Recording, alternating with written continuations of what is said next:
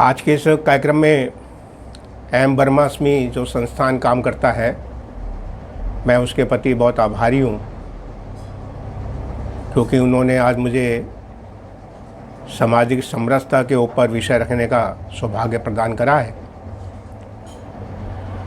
सामाजिक समरसता आज के समय में और अत्यंत आवश्यक है। यह समस्या पिछले 2000 वर्षों से अपने देश में है। इससे पहले यह समस्या अपने देश में नहीं थी। एम ब्रह्मास्मि यानी मैं ब्रह्म के समान हूँ, तो ये अनुभूति का विषय है और विशालता का विषय है। यानी सारा ब्रह्मांड की व्यवस्था करना, रक्षा करना और समायोजन करना, इस नाते से ये विषय निकल कर आया है। उपनिषद में आचार्य जब अपने शिष्यों को पढ़ाता है तो शिष्य पूछते हैं गुरुजी से, गुरुजी आप कौन हैं? तो गुरुजी अपने अनुभव के आधार पर, अपने और जीवन पर्यंत साधकों के आधार पर, साधन के आधार पर वह वहाँ घोषणा करता है कि सोहम मैं वही हूँ। और वही कौन? कि जो साक्षात ब्रह्म है, ईश्वर है। और जब शिष्य गुरुजी से पूछते हैं कि गुरुजी हम कौन हैं, तो गुरुजी कहते हैं तत्मसी तत्मसी, तुम भी वही हो, तुम भी वही हो। यानी गुरु और शिष्य के संबंध में जो संस्कार है वह इतना उज्ज्वल है और उतना उच्च कोटि का है कि गुरु अपने आप को इस प्रकार की अनुभूत प्रक्रिया में लाते हुए शिष्यों के साथ ईमानदारी के साथ व्यवहार करता है और कहता है कि सोहम मैं वही हूँ और तत्मसी तुम भी वही हो, मेरे और तुम में कोई अंतर नहीं है। यह सामाजिक समरसता का मूल है। रामकृष्ण परमहंस अपने देश के बहुत बड़े परमहंस हुए हैं, तो उनके पास उनके गुरु तोतापुरी जी जो वेदांत शास्त्री थे, उनके पास आए और वेदांत के ऊपर चर्चा करते थे और उनको समाधि में लाने वाले तोतापुरी जी थे। तो एक बार सायंकाल का समय था, धूनी लगाकर बैठे हुए थे, सर्दी का समय था, आपस में वेदांत के ऊपर चर्चा कर रहे थे। तो एक उसी पार्क का माली आया और उस धूनी में से कुछ अंगारे अपनी चिलम में भरने लगा। तो तोतापुरी जी को बड़ा गुस्सा आया और खड़े होकर उन्होंने 2-3 थप्पड़ मार दिए। जब थप्पड़ मार दिए, माली चला गया, तो रामकृष्ण परमहंस जो थे वो हंसने लगे। अब तो खूब ठहाका मार के हंसे। तो तोतापुरी जी ने कहा कि भाई तुम ऐसे क्यों हंस रहे हो? बोले महाराज, अभी आप उन्होंने शिक्षा दी है कि ब्रह्म एक है, एको ब्रह्म द्वितीयो नास्ति, एक ही ब्रह्म है, दूसरा कोई है नहीं। अब माली जो है वो भी ब्रह्म के अंदर ही आता है, तो उसका आपने अपमान कर दिया, उसको आपने थप्पड़ मार दिए। तो यह जो आप सिद्धांत मुझे सिखा रहे हैं, वेदांत का जो सिद्धांत है कि एको ब्रह्म द्वितीयो नास्ति, एक ही ब्रह्म है, सारे संसार में व्याप्त है, उसी ब्रह्म के माध्यम से ये सारा संसार चलता है और दूसरा कोई है नहीं। तो आप मुझसे चर्चा कर रहे हैं और आपको गुस्सा आ गया, तो इसमें आपका कोई दोष नहीं है। आपके अंदर अहंकार भाव बचा हुआ है। इस अहंकार के कारण आप अपने को माली से अलग करने की स्थिति में आए, और जैसे ही आपका अहंकार समाप्त होगा तो निश्चित रूप से सारा समाज एक है, सब लोग एक हैं, हम एक ही भारत माता के पुत्र हैं और पुत्र होने के नाते से हम सब भाई भाई हैं, और भाई भाई होने के नाते से यह हमारी भारत माता है। इसलिए हम समाज में रहने वाले सारे बंधु हम एक ही हैं, हिंदू हिंदू भाई भाई हैं। तो समरसता की 2 श्रेणियाँ और हैं समरसता में पहुँचने के लिए, एक समानता, दूसरा बंधु भाव, और उसके उपरांत समरसता का भाव उदय होता है। अब समानता में जो प्राकृतिक के अनुसार दिया जा गया है कि कोई लंबा व्यक्ति होता है, कोई छोटा होता है, कोई काले रंग का होता है, कोई गोरे रंग का होता है।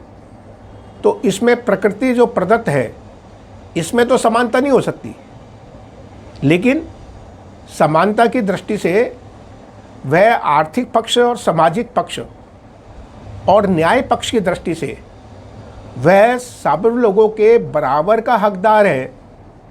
और बाकी समाज उन सब की चिंता करता है कि उनका आर्थिक पक्ष, सामाजिक पक्ष और न्याय पक्ष, यह जो पिछड़े हुए वर्ग माने जाते हैं उनकी चिंता करने का भाव जब उदय होता है तब यह समानता का भाव निर्माण होता है। एक बार एक व्यक्ति किसी खेत में जा रहे थे, तो खेत में चलते चलते पगडंडी में उनका पैर फिसल गया तो एक गड्ढे में गिर गए।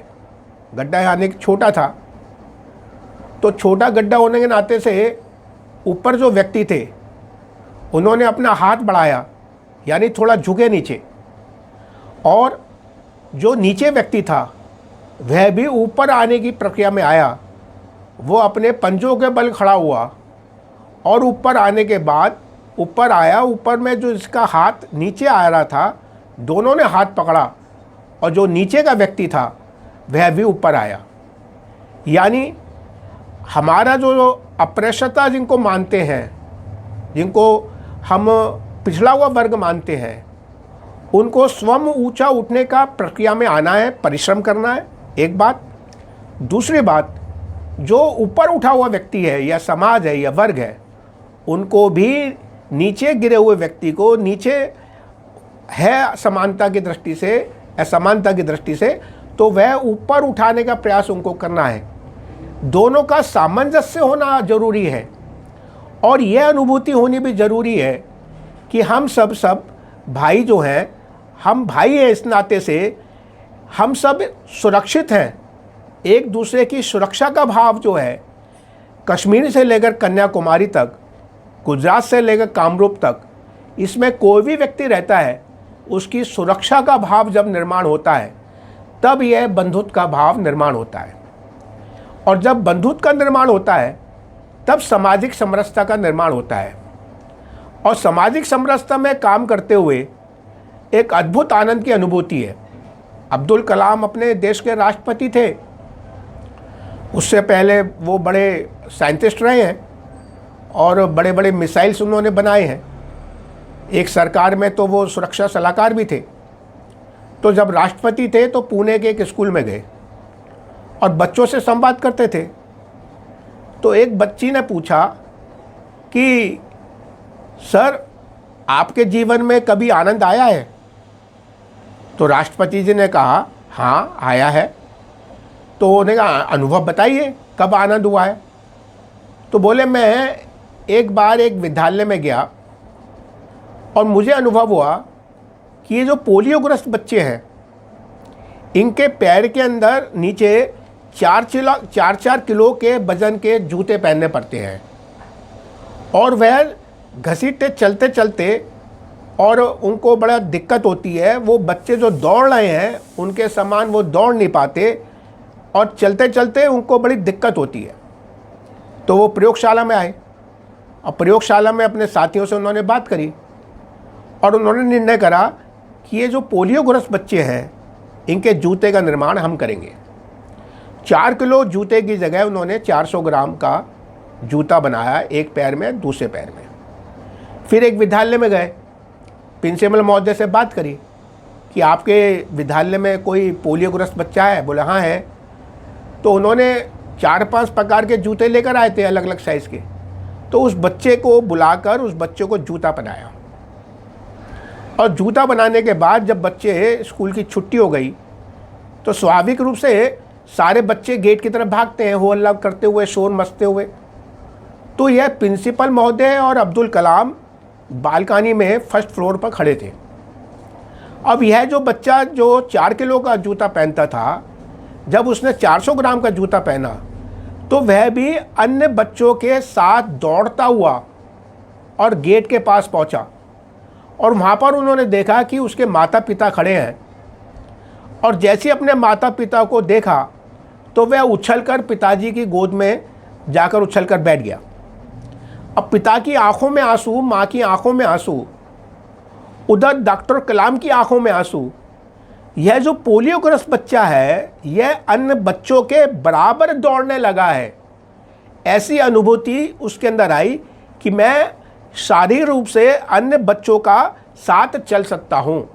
यह जो साथ चलने वाला जो विषय है कि जो अपने पिछड़े हुए वर्ग के लोग हैं, यह पिछड़े हुए वर्ग के लोग अन्य वर्ग के साथ साथ मिलकर चल सकें, ऐसा उनके अंदर आत्मविश्वास जागृत करने का काम यह बंधुत्व के माध्यम से निर्माण होता है।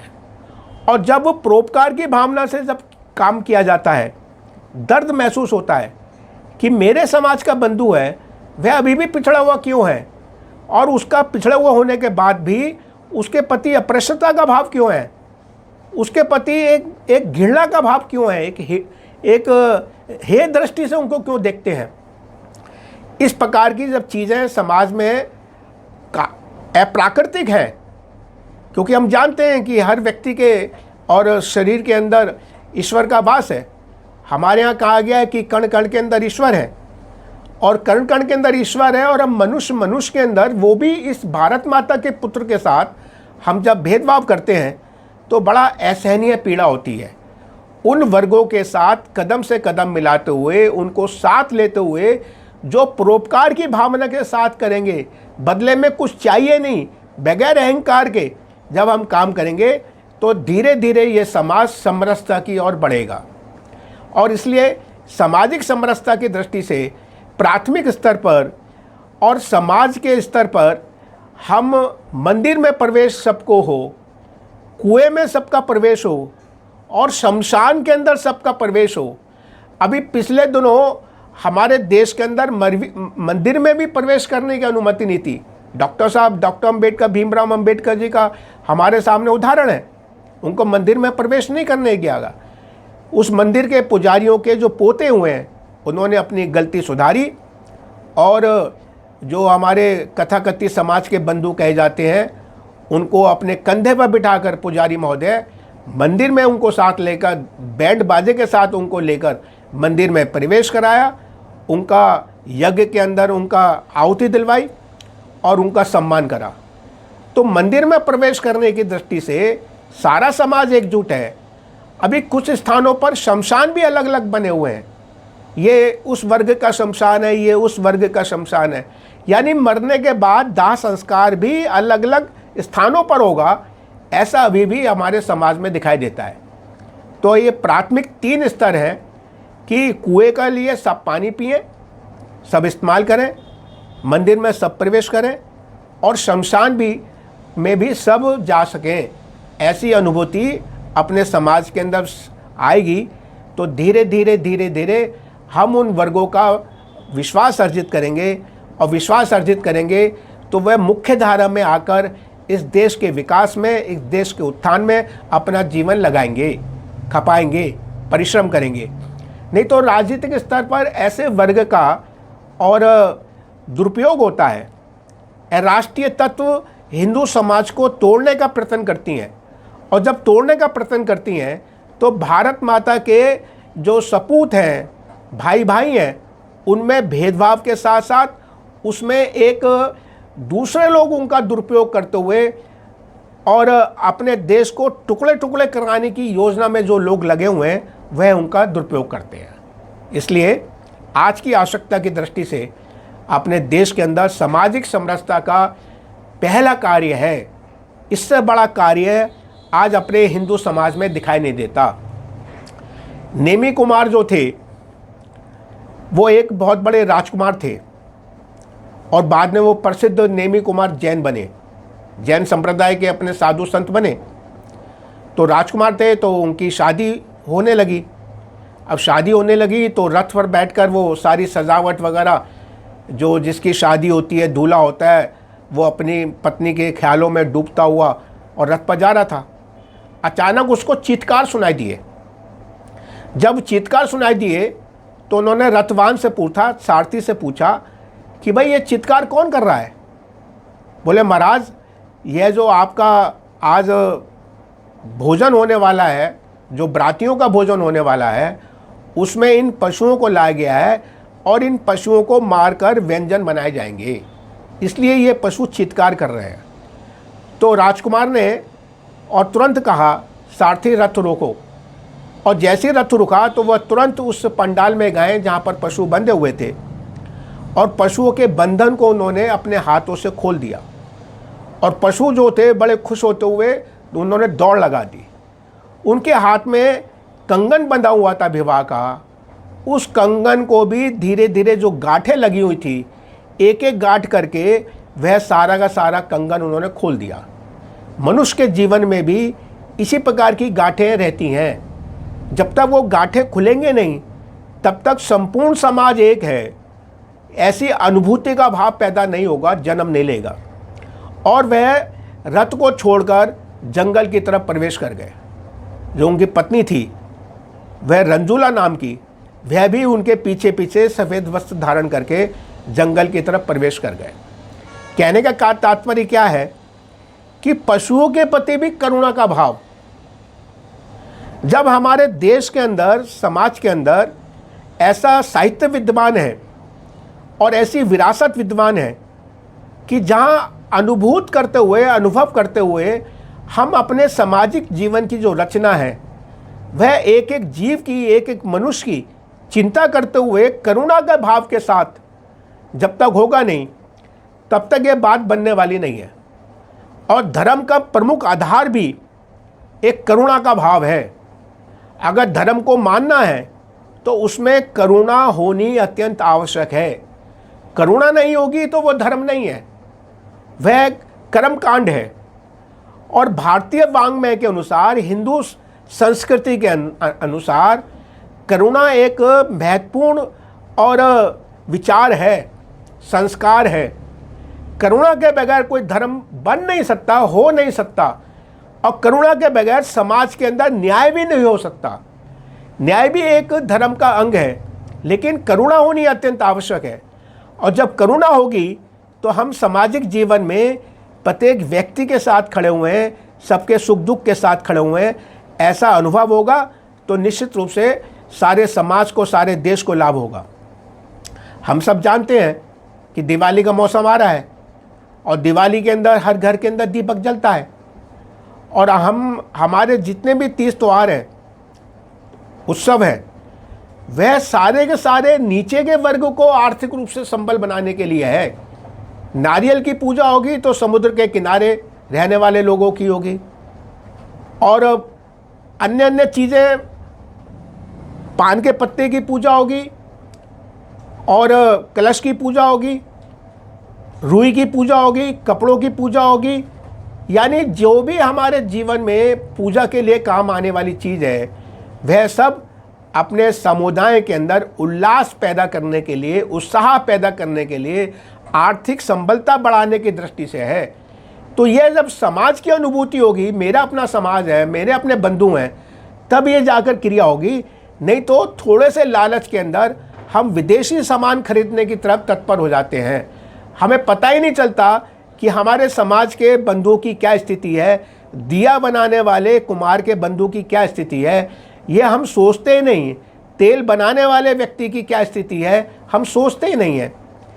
तो यह जो विदेशी सामान है त्योहारों के अंदर भी इस्तेमाल होने लगा है, सस्ता होगा, लेकिन मैंने अपने समाज के बंधुओं की आर्थिक स्थिति अच्छी करनी है, इस नाते से मैं अपने स्वदेशी, अपने भाई बहनों के परिश्रम से बनाए हुए सामान का ही उपयोग करूंगा और मैं विदेशी सामान को नहीं खरीदूंगा। हम जिस क्षेत्र में रहते हैं उस क्षेत्र के आसपास कुछ सेवा बस्तियाँ होंगी, उन सेवा बस्तियों में दीपक जल रहा है कि नहीं जल रहा, उनके अंदर बच्चों में उत्साह है कि नहीं है, उनके अंदर पूजन हो रहा है नहीं हो रहा, उनके अंदर आतिशबाजी हो रही है नहीं हो रही है, बच्चों में उल्लास है, मायूसी तो नहीं है कि बड़ी बड़ी अट्टालिकों में बड़ी बड़ी लाइटिंग देखते हुए उन बच्चों के अंदर एक इंफ्रूटी कम्प्लेक्स आए कि हम अत्यंत नीचे, निष्कृष्ट हैं, हम नीचे हैं। ऐसा बच्चों के अंदर जो कॉन्फिडेंस बढ़ाने वाला हमारा विचार होना चाहिए, हमारा कर्म होना चाहिए, हमारा परिश्रम होना चाहिए, उल्टा हम शान शौकत के जीवन से उन सेवा बस्तियों में रहने वाले बंधु बांधवों को हम अपने भौतिक साधनों के माध्यम से उनको हम नीचा करते हैं, उनके अंदर इंफिनिटी कम्प्लेक्स लाते हैं। तो क्या हम लोग उनको ऊपर उठाने के लिए उनकी सेवा बस्तियों में और उनके घर में दीपक जले, कोई सामान की आवश्यकता है तो सामान की आवश्यकता हो, ऐसा कार्य कर सकते हैं? क्या ऐसे वर्गों में जहाँ पर शिक्षा नहीं होती, मैं अभी सफाई कर्मचारी भाई बहनों के साथ बैठा था तो बातचीत हुई, तो जितनी उनको तनख्वाह मिलती है उसमें वो किराया देते हैं, रोटी खाते हैं, कपड़ा पहनते हैं, और कोई घर में बीमार पड़ जाता है तो उसकी दवाई की व्यवस्था करते हैं, लेकिन बच्चों की शिक्षा पैसे ही नहीं होते। तो क्या हम एक एक व्यक्ति जो हमारे संस्थान से जुड़ा हुआ है वह एक व्यक्ति के, दो व्यक्तियों के, तीन व्यक्तियों के व्यक्तिगत संबंध स्थापित करते हुए, परिवार में आना जाना होता हुआ, उनके परिवार में जाएं, चाय पी कर आए, उनको परिवार सहित बुलाएं, चाय पिएं, इस प्रकार का संबंध स्थापित करना। और जहाँ शिक्षा नहीं है वहाँ पर शिक्षा की दृष्टि से उनकी फीस है, उनकी किताब है, उनकी ड्रेस है, इस प्रकार की योजना हम कर सकते हैं क्या? बहुत बड़ा काम करेंगे। इसके साथ साथ हमारे परिवार के अंदर घरेलू और कार्य करने के लिए कोई बहन आती होगी, कोई भैया आता होगा, तो क्या हम उनके परिवार से परिचित हैं? क्या उनके परिवार को हम अपने घर में बुलाते हैं, चाय पर बुलाते हैं, भोजन पर बुलाते हैं? क्या हम उनके परिवार में चाय पीने के लिए जाते हैं, या वो हमेशा आंखें नीची करके, गर्दन नीची करके सिर्फ सेवा करते रहेंगे, हम उनको अपने साथ जोड़ने का प्रयास नहीं करेंगे? तो यहीं से शुरुआत करनी है। अब हमारे अखबार बेचने वाला आता है, अखबार डाल जाता है। कभी हमने अखबार डालने वाले से पूछा, भैया तुम्हारा नाम क्या है, तुम कहाँ रहते हो, तुम्हारे परिवार में कौन कौन है, कौन कौन बच्चे कौन कौन सी क्लास में पढ़ रहे हैं, कोई बच्चों की पढ़ाई में कोई दिक्कत तो नहीं है? आपसी संबंध बनाना, अड़ोसी पड़ोसियों से संबंध बनाना, मोहल्लों के बुजुर्गों से संबंध बनाना। पहले किसी ज़माने में सारी बहनें मोहल्ले की इकट्ठी होकर पीपल के पेड़ की पूजा करती थी, बड़ के पेड़ की पूजा करती थी, सारा मोहल्ला, सारी बहनें माताएं मिलकर रहती थी। और जो पीपल का पेड़ है, जो बड़ का पेड़ है, वह पर्यावरण की दृष्टि से उनके पास विषय था कि मेरे मोहल्ले में पर्यावरण की दृष्टि से पेड़ लगने चाहिए। और तुलसी पर पौधा पर दीपक जलाना, पीपल के पेड़ के नीचे दीपक जलाना, यह दीपक जलाने की वैज्ञानिक पद्धति है। ओजोन की जो परत है, जो कार्बन डाइऑक्साइड से खराब हो जाती है, जिससे उस ओजोन की परत में छेद हो जाता है, उस छेद में जब सूर्य की रोशनी आती है वह कैंसर जैसी महाबीमारी को पैदा करती है। यह जो पीपल के पेड़ के नीचे दीपक जलता है या तुलसी के पौधे के नीचे दीपक जलता है, इसके माध्यम से जो ऊपर गैस जाती है वह ओजोन की परत को समाप्त करती है, भर्त करती है, जो उसमें गैप आ जाता है। इतना वैज्ञानिक और हमारी व्यवस्था थी। आगामी दिनों में कुंभ का मेला आने वाला है, सब गंगा नदी में स्नान करते हैं, कोई भेदभाव नहीं, कोई किसी भी जाति का हो, कोई भेदभाव नहीं। तो हमारी सनातन परंपराएं जितनी भी है वह सब की सब, सारा समुदाय एक है, सारा वर्ग एक है, सारा समाज एक है। हम भारत माता के पुत्र हैं, इस नाते से हम भाई भाई हैं। हमारे समान सुख है, समान दुख है, हमारी समान उन्नति है। इस प्रकार हम जब मिलकर जुलकर रहेंगे और मिलकर परिश्रम करेंगे तो सारा संसार हमारा इंतजार कर रहा है। महान परंपरा है हमारी। तो हमें अपनी महान हिंदू संस्कृति को और गौरवशाली अनुभव करते हुए, हम सारा संसार एक है, लेकिन प्रारंभ अपने अपने देश से करनी है, प्रारंभ अपने को इस समाज से करनी है। दुनिया में अगर अपृष्टता पाप नहीं है तो दुनिया में कोई भी पाप नहीं है। मेरा भाई है और उस भाई की उन्नति करने का दायित्व मेरा है। इस विषय को लेते हुए हम आगे बढ़ेंगे तो निश्चित रूप से हम व्यक्तिगत रूप से 2-4 परिवार पकड़िए उनके साथ, उनके जीवन के साथ एक रस होइए। बच्चे खेलें एक दूसरे के साथ, उनकी आर्थिक, सामाजिक, शैक्षणिक चिंता हम करेंगे तो धीरे धीरे धीरे धीरे अपने समाज में ये कुरीति है, रूढ़ी है, ये समाप्त होगी। और संयुक्त राष्ट्र के जो 17 बिंदु हैं, उन 17 बिंदुओं में से अपनी रुचि अनुसार किसी भी बिंदु को अपनाकर हम अपने मोहल्ले के अंदर और अपने ग्राम के अंदर वह कार्य प्रारंभ करें तो निश्चित रूप से 2030 तक जो संयुक्त राष्ट्र संघ ने एक लक्ष्य रखा है, उस लक्ष्य की प्राप्ति हम तीव्र गति से करेंगे और एक भारत महान बनेगा और विश्व हमारा इंतजार कर रहा है। निश्चित रूप से हम सारे विश्व को और हिंदू संस्कृति से शिक्षित करेंगे, सारे मानव जाति को हम सुखी बनाएंगे। बहुत बहुत धन्यवाद।